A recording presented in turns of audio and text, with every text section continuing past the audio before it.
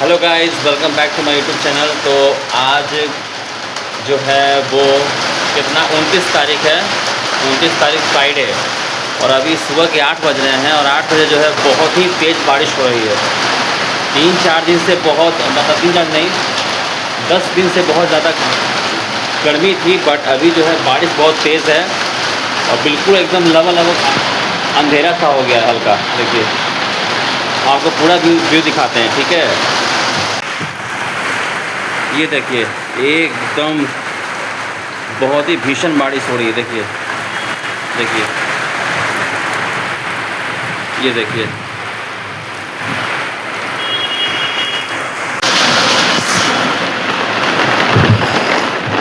देखिए देखिए बारिश कितना ज़बरदस्त है। देखिए, चारों ओर जो है बारिश, एकदम घनघोर बारिश हो रही है। देखिए, माय गॉड, दिख रहा है? देखिए, ये देखिए सामने। ओहो ओहो ओहो, कितनी खतरनाक बारिश। ओह, ये देखिए।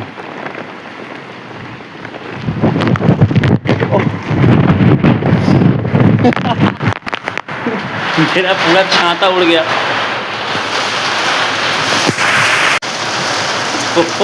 फाइनली आप लोगों ने देखा ना कितना तेज बारिश है, बाप रे।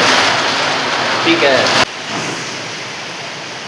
हाँ तो गाइस, अभी तो छत पे आपने देख ही लिया कि कितनी तेज़ बारिश हो रही थी। एक जो मैंने सर पे रखा था लंबा सा कूट, वो भी उड़ कर पता नहीं कहाँ चला गया। जनरली जब हम लोग जब छोटे थे और हम लोग की जब गर्मी छुट्टी होती थी तो ऐसी बारिश नहीं होती थी उस समय, ठीक है। तो अभी मई के महीने में इस तरह का बारिश होना, ये मतलब क्लियर इंडिकेशन है कि बहुत बड़ा क्लाइमेट चेंज हो गया है ऑल अराउंड द वर्ल्ड, जो कि एक अच्छा संकेत नहीं है, ठीक है। अगर हम बात करें तो क्लाइमेट जो चेंज होता है वो 20-30 साल के एक बहुत ही लंबे असर के बाद चेंज होता है। वेदर जो होता है वो तुरंत चेंज हो सकता है, 1 घंटे में, 2 घंटे में हो सकता है, बस क्लाइमेट को समय लगता है चेंज होने में। और आई थिंक जो पिछले 20-30 साल में हम लोगों ने इन्वायरमेंट के साथ जो खिलवाड़ किया है ना, उसी के नतीजे में मौसम कभी भी कैसा भी रूप ले रहा है, ठीक है।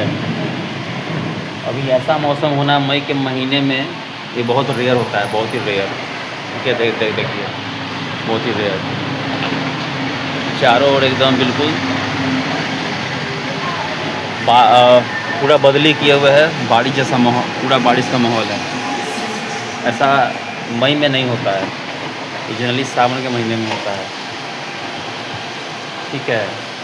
और बात करें क्लाइमेट की, तो हम लोगों ने नेचर को कुछ ज़्यादा ही नुकसान पहुंचा दिया है। होता क्या है कि अगर एक पेड़ जब जन्म लेता है तो वो जन्म के साथ ही ऑक्सीजन देना शुरू कर देता है। बट एक इंसान का जब जन्म होता है तो वो जन्म के साथ ही कार्बन डाइऑक्साइड देना शुरू कर देता है, और उससे ज़रूरत की काफ़ी चीज़ें चाहिए, तो बॉडी से वेस्ट निकालता है, ठीक है। बट प्लांट्स जो होते हैं वो निकलते के साथ इन्वायरमेंट को फ्रेश रखना, हम लोग के लिए ऑक्सीजन देना, वो शुरू कर देते हैं। हम लोगों ने बड़े बड़े जंगलों को हटाकर घर बना लिए, खेत बना दिए, जिससे कि क्या हुआ कि पूरा का पूरा बायोडाइवर्सिटी ही एकदम बदल गया है। और ये सब होने में 1 साल नहीं लगता है, या 6 महीने, कम से कम 20 से 30 साल लगता है पूरा क्लाइमेट चेंज होने में।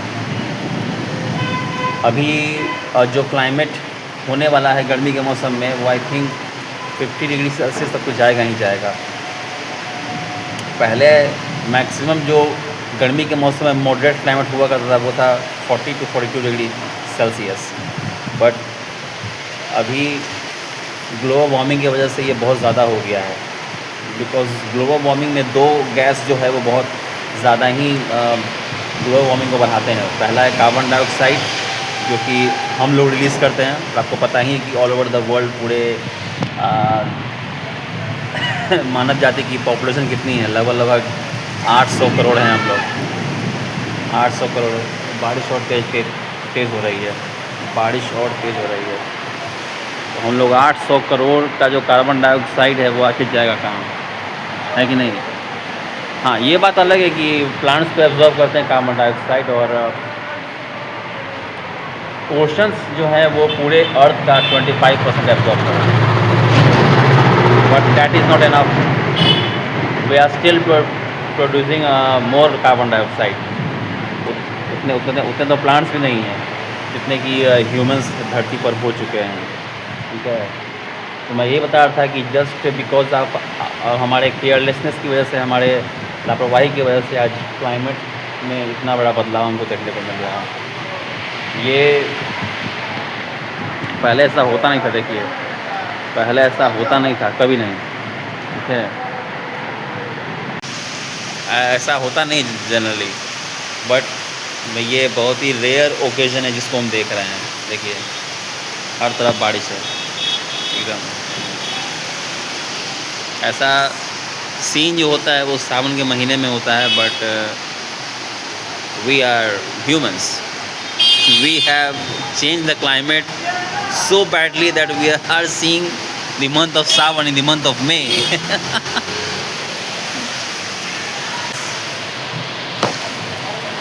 क्लाइमेट चेंज एक बहुत बड़ा संकेत है कि हमें अभी भी अलर्ट हो जाना चाहिए और हमें अपने इन्वायरमेंट पर ध्यान देना चाहिए, बिकॉज़ इस तरह की बारिश गर्मी के एकदम स्टार्टिंग महीने में होना ये बिल्कुल अच्छी बात नहीं है। ये बहुत से मतलब एग्रीकल्चर क्रॉप्स के लिए भी अच्छा नहीं है। होता ये है कि जैसे कि लंबे समय से हम लोगों ने इंडस्ट्रियलाइजेशन, ठीक है, उसके बाद डिफॉरेस्टेशन, इन सब को कुछ ज़्यादा ही प्रमोट कर दिया है। डिफॉरेस्टेशन का मतलब होता है पेड़ों की कटाई। पेड़ों की जो कटाई होती है वो मेनली उनके लकड़ियों के लिए होती है, और टिम्बर, फर्नीचर, ये सब के लिए होता है। बैम्बूज, उनकी भी जो कटाई होती है वो लकड़ियों के लिए होती है।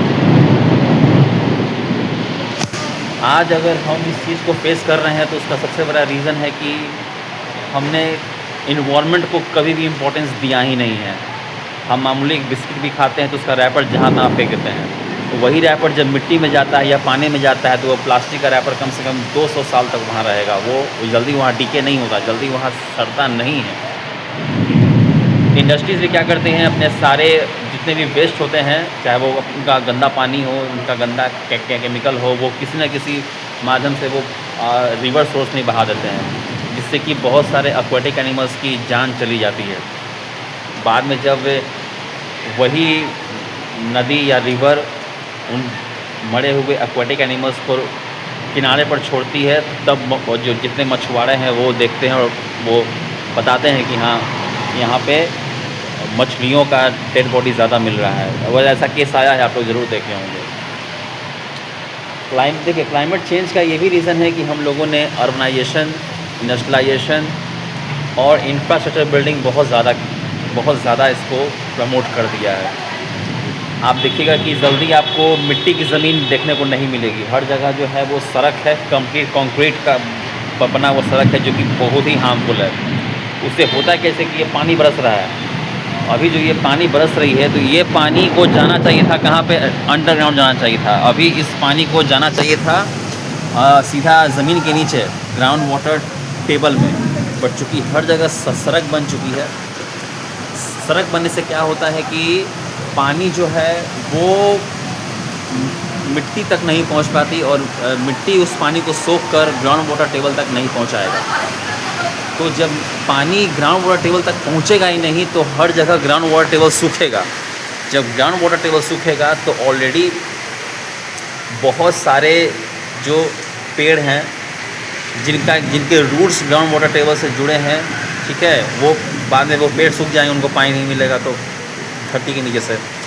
फिर जितने भी गांव के लोग हैं, शहर के लोग हैं, जिनका कि पानी ज़मीन के नीचे से आता है, जिन्होंने बोरिंग करवाया है, उन लोग को पानी नहीं मिलेगा। बहुत जगह बोरिंग सूख जाता है, तो नाम सुने होंगे, ठीक है। शहरों में तो आम हो गया कि बोरिंग सूख गया, समरसेबल काम नहीं कर रहा है। क्यों हो रहा है? बिकॉज सब जगह हमने कंक्रीट सीमेंट का सड़क बना दिया है, जिससे कि पानी पूरा का पूरा नीचे नहीं पहुंच रहा है। उसके बाद अगर बात करें तो जितने भी नाले हैं, ये सारा जो पानी बरसता है वो रोड से होकर नाले में जाता है, ठीक है। और नाले का जो पानी है, तो नाले के पानी में आप देखे होंगे कि गंदगी बहुत ज़्यादा होती है। घर में जो लोग होते हैं वो अपने लैट्रिन बाथरूम का जो होता है पैसेज, वो डायरेक्ट नाली से कनेक्ट कर देते हैं, जिससे कि सारा गंदगी उसमें से होकर जाता है। अब तो हमारे बॉडी से क्या निकलता है? यूरिया निकलता है। तो अगर ये यूरिया अधिक मात्रा में जब जाएगा हमारे वाटर सिस्टम में, क्योंकि नाली का पानी भी फाइनली कहाँ जाता है? रिवर सिस्टम में जाके गिरता है। तो हर घर से अगर इतनी गंदगी जाएगी रिवर सिस्टम में, तो रिवर सिस्टम पूरा पॉल्यूट होगा। और अगर रिवर सिस्टम का पानी को यूज़ कर रहा है, उसके बॉडी में इस तरह का हार्मफुल बैक्टीरिया या जर्म्स जाएगा तो वो बीमार पड़ेगा, ठीक है। ये गंदा पानी जहाँ जहाँ जाएगा वहाँ पेड़ पौधों को, जानवरों को नुकसान पहुँचाएगा, उनकी मौतें होंगी, ठीक है।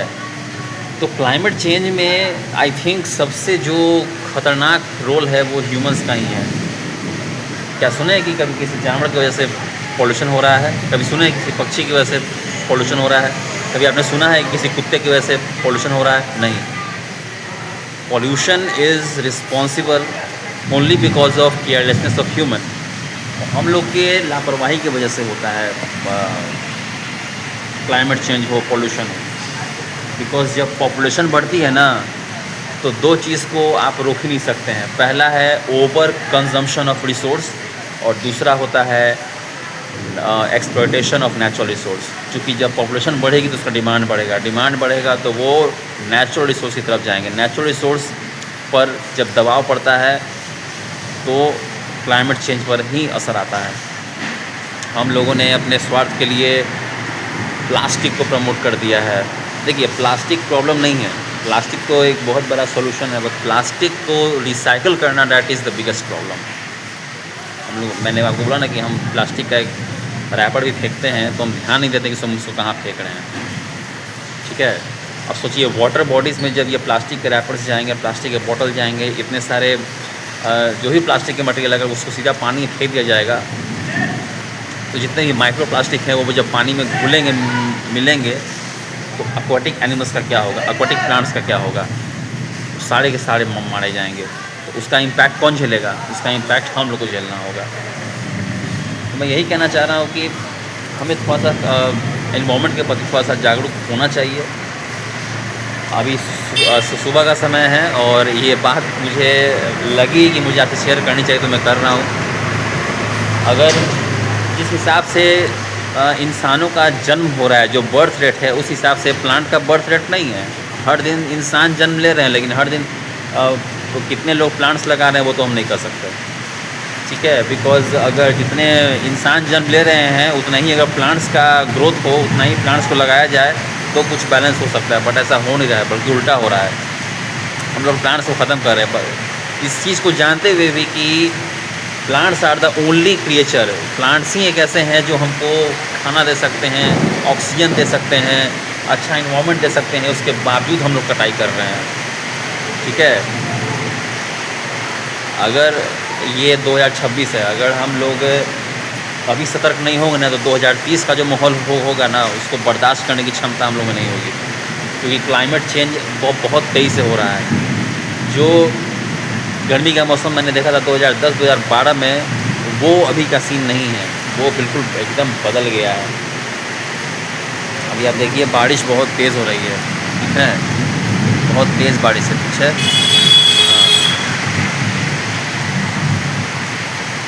पहले क्लाइमेट इतना डिस्टर्ब नहीं हुआ करता था, लेकिन अभी क्लाइमेट बहुत डिस्टर्ब है। तो खुद इन्वायरमेंट बायोडाइवर्सिटी में हमें बता रहा है कि बेटा सुधर जाओ, नहीं तो अगर हम उग्र हो गए ना तो संभाल नहीं पाओगे। आई थिंक कि इस साल ऐसा तो होना नहीं चाहिए, बट कहीं कोई ऐसा नेचुरल डिजास्टर ना आ जाए जो हमको फेस करना पड़ जाए। ये क्लाइमेट का जो संकेत है बिल्कुल यही है। हम लोगों को कम से कम अपने आसपास के इन्वायरमेंट को क्लीन रखना शुरू कर देना चाहिए। हमें पानी को बचाना चाहिए। लोग पानी की बहुत बर्बाद करते हैं, जब जानते हैं कि पानी बहुत इम्पोर्टेंट है, ठीक है। सोने चांदी को संभाल के रखते हैं, और पानी उससे ज़्यादा इम्पोर्टेंट है तो पानी को बर्बाद करते हैं। हाँ, यही पानी की कमी हो जाएगी तो वो सोना चांदी से भी ज़्यादा इम्पोर्टेंट हो जाएगा, बट वो नहीं समझते हैं। इसलिए पानी को वेस्ट ना करें, पेड़ पौधों को लगाएं, ठीक है। प्लास्टिक की चीज़ों को यहाँ वहाँ ना फेंकें, और हो सके जितना हो सके अपने आसपास के सराउंडिंग को क्लीन रखें। नालियों में उल्टा सीधा चीज़ ना फेंकें, क्योंकि यही नाली का पानी फिर फिल्टर होके ब्लीच होके जाता है रिवर वाटर सिस्टम में, ठीक है। अगर ज़्यादा यूरिया और ज़्यादा अमोनिया जाएगा नाली के पानी में तो वो पानी में रहने वाले जानवरों के लिए अच्छा नहीं है। अब वो पानी अगर हम लोग पिएंगे तो वो हमारे लिए भी अच्छा नहीं है। मेरी आपसे गुजारिश है कि इन्वायरमेंट के प्रति थोड़ा सा आप लोग मतलब ध्यान दें, क्योंकि इन्वायरमेंट क्या है, आवर सराउंडिंग इसी को कहते हैं इन्वायरमेंट। अगर हमारा इन्वायरमेंट ही हेल्दी नहीं रहेगा तो हम कैसे हेल्दी रहेंगे, बात समझ रहे हैं। और जहाँ तक मैंने देखा है, लोग जो पढ़े लिखे ज़्यादा होते हैं ना, गलतियाँ वही करते हैं। चार चक्के में घूमते हैं, वहाँ से रैपर फेंक दिया, वहाँ से पॉलीथीन फेंक दिया, रोड पे कुछ भी फेंक दिया। ऐसा लग रहा है कि सबसे ज़्यादा टैक्स वही पे कर रहे हैं, हम लोग तो टैक्स पे ही नहीं कर रहे हैं, ठीक है। जैसे हम अपने घर को साफ़ रखते हैं, हमें अपने देश को भी साफ़ रखना बहुत बहुत ज़रूरी है। देश को साफ़ नहीं रखिएगा तो आप कहाँ जाइएगा। देश को अगर आप साफ़ नहीं रखेंगे, अपनी लोकेलिटी को साफ़ नहीं रखेंगे तो इस गंदगी से आप बच नहीं सकते। कहीं ना कहीं ये घूम फिर के आके घर में ही आएंगे। तो आई थिंक आज जो भी बातें मैंने आपको शेयर की हैं वो इसमें से कुछ चीज़ें आप ज़रूर सीखे होंगे, लाइफ में ज़रूर कुछ अप्लाई करेंगे, इन्वायरमेंट के प्रति कुछ एक्शन लेंगे। अपने शुरुआत अपने घर से कीजिए, कुछ पौधे लगाइए एक्स्ट्रा, अपने आसपास की जितने भी लोकेलिटी उसको साफ़ रखिए, घर को साफ़ रखिए। प्लास्टिक के रैपर को जहाँ तहाँ मत फेंकिए, नालियों में उल्टा सीधा चीज़ ना फेंकें, ठीक है। ऐसा चीज़ ना फेंकें कि आगे ब्लॉक हो जाए, या फिर यूरिया अमोनिया हार्मफुल केमिकल्स ये सब चीज़ को ना फेंकें। इससे फाइनली दिक्कत हमको है, ठीक है। और जहाँ तक हो सके नेचर से आप लोग क्लोज रहें, क्योंकि हम लोग किस चीज़ से बने हैं, we are made up of organic compound. और बीइंग एन ऑर्गेनिक कंपाउंड हमें ऑर्गेनिक चीज़ों की ज़्यादा ज़रूरत है। तो अगर हम उसी को ख़त्म कर देंगे तो it is not possible for us to live. चलिए, तो इसी के साथ आपके साथ मुझे ये लगा कि मुझे बोलना चाहिए तो मैंने बोला। फ्रेंड्स, वैसे तो मुझे कहना नहीं चाहिए, बट जिस रफ्तार से क्लाइमेट चेंज हो रहा है, जैसे क्लाइमेट में बदलाव आ रहा है, मुझे ऐसा लगता है कि एक बहुत बड़ा नेचुरल डिज़ास्टर जो है वो आने वाले 1-2 सालों में मुझे देखने को मिल सकता है। ये नेचुरल डिज़ास्टर इतना भयानक होगा कि हो सकता है इससे बहुत सारे कंट्रीज़ अफेक्ट हों। नेचुरल डिज़ास्टर आने से पहले हमेशा वो संकेत देता है। तो नेचुरल डिज़ास्टर जब भी आने को होता है, एक बहुत बड़ा नेचुरल डिज़ास्टर जो एक लार्ज स्केल पे हो, तो वो पहले से ही काफ़ी सारे सिग्नल्स देता है। जैसे अचानक बीच में मौसम का बदल जाना, ज़्यादा गर्मी होना, ठीक है, ज़्यादा बारिश होना, ये सब संकेत है कि आगे बहुत बड़ा एक नेचुरल डिज़ास्टर आने वाला है, जो कि हो सकता है कि हमको आने वाले 1-2 साल में देखने को मिले। हो सकता है कि by the end of this year हमको देखने को मिले। किसी भी कंट्री में आ सकता है। वो डिपेंड करता है कि उस कंट्री में वो वहाँ का इन्वायरमेंट, वहाँ का बायोडाइवर्सिटी कैसा है। जिस कंट्री का environment, biodiversity, ecosystem, flora, fauna, इन सब पर खतरा है, ये सब अगर कम हो चुके हैं, इनकी संख्या कम हो चुकी है, तो वहाँ पे आपको सबसे ज़्यादा नेचुरल डिज़ास्टर देखने को मिलेगा। बिकॉज़ जिस जगह पे आपका ये natural resource, biodiversity, ecosystem, flora and fauna जहाँ पे ये अधिक मात्रा में होते हैं वहाँ का क्लाइमेट एक साइकिल में चलता है, और वो साइकिल जब तक डिस्टर्ब नहीं होगा तब तक क्लाइमेट बिल्कुल अच्छे से चलता है। बट जैसे ही किसी कारण से, चाहे वो डिफॉरेस्टेशन हो, ठीक है, ओवर यूटिलाइजेशन ऑफ रिसोर्स हो, ओवर कंजम्पशन हो, अगर वो साइकिल टूटता है तो उस साइकिल के टूटने की वजह से सीधा असर कहाँ पड़ता है? हमारे नेचुरल रिसोर्स पर, इकोसिस्टम पर, बायोडाइवर्सिटी पर, फ्लोरा फाउना पर। और जब इन सब पे असर पड़ेगा तो ये असर एक बड़ा इम्पैक्ट डालता है क्लाइमेट चेंज पर। तो उसकी वजह से जब क्लाइमेट चेंज होगा तो वो एक लार्ज स्केल पे होगा, ठीक है, और वो हमें एक्सपीरियंस होगा नेचुरल डिज़ास्टर के फॉर्म में। तो ये मेरा अभी एक प्रेडिक्शन है कि जो हम देख रहे हैं आने वाले 1-2 सालों में बहुत बड़ा नेचुरल डिज़ास्टर हमें देखने को मिल सकता है।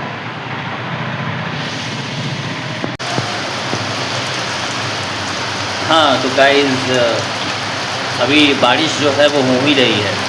मुझे आई थिंक इतनी बात किए हुए 10-15 मिनट हो गए, और जो पानी का रफ्तार है वो अभी तक कम हुआ नहीं है। मैं थोड़ा सा आपको दिखाता हूँ, मेरे छत पर जो पानी जमा है वो दिखाते हैं। वो एक एग्ज़ाम्पल हम दिखाने के लिए कि छत किससे बना होता है, कंक्रीट से बना होता है, सीमेंट से बना होता है। तो वो पानी को एब्जॉर्ब नहीं करेगा, पानी इसके ऊपर जमा होगा, वो सीधा नाली के रास्ते जाता है। ठीक वैसे ही होता है रोड के साथ। रोड पे आपका क्या है कि पानी जो है वो ज़मीन के नीचे नहीं जाता है, और वो मिट्टी तक नहीं पहुंचाता है, ठीक है। पहले मिट्टी की ज़मीन हुआ करती, घास हुआ करती थी, खेत हुआ करते थे, जंगल हुआ करते थे, तो पानी जो है वो पूरा एकदम मिट्टी जो सोखते हुए अपने अंदर ले जाती थी ग्राउंड वाटर टेबल में। अब ऐसा नहीं होता है। लेकिन हम छत के एग्जाम्पल से आपको दिखाते हैं। हाँ तो गाइस देखिए, ये है मेरा छत, आप देखिए। अब देखिए, ये सीमेंट के बने छत पे क्या पानी आपको लगता है? रोड जो बना होता है सीमेंट का बिल्कुल ऐसा ही होता है, थोड़ा सा इससे ज़्यादा रफ होता है, हार्ड होता है। तो क्या आपको लगता है कि पानी जो है वो रोड से परफोरेट होके एब्जॉर्ब होके जाएगा मिट्टी तक? अरे जब छत पर पानी ऊपर ठहरा हुआ है तो रोड पे कहाँ से चला जाएगा? मिट्टी के अंदर, है ना। देखिए, ज़्यादा तो नज़दीक नहीं ले जाए पाएंगे। मैं मोबाइल में पानी गिर गया तो मोबाइल ही मेरा ख़राब हो जाएगा, फिर चला कि मेरे ब्लॉग का बैंग हो जाएगा, ठीक है। देखिए, है ना। देखिए, ये सीन होता है सावन के महीने में, generally August, July August. But आप अभी देखिए, है ना। देखिए,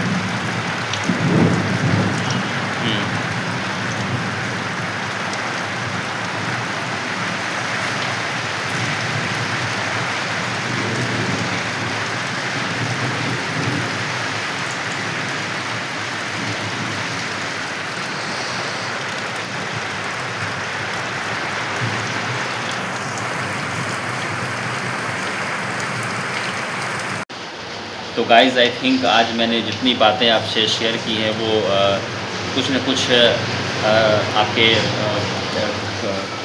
का काम की बातें होंगी, और आप ज़रूर उसको जो है अप्लाई करेंगे। अपने इन्वायरमेंट के बारे में सोचिए, पौधे लगाइए, पानी को बचाइए, अपने आसपास की जो लोकेलिटी उसको साफ़ रखिए, और नालियों में जो है उल्टा सीधा चीज़ नहीं आपको फेंकना है। बस इतना ही आप करेंगे तो आपको बहुत बड़ा चेंज देखने को मिलेगा। तो इसी इन्फॉर्मेशन के साथ, इसी जानकारी के साथ, और आज के इस क्या कहते हैं रूहानी मौसम के साथ मैं आज ब्लॉग को यहीं पे विराम देता हूँ, और मिलेंगे आपसे अपने अगले ब्लॉग में। और तब तक के लिए take care of environment, take care of your surrounding, okay, and be happy. Bye.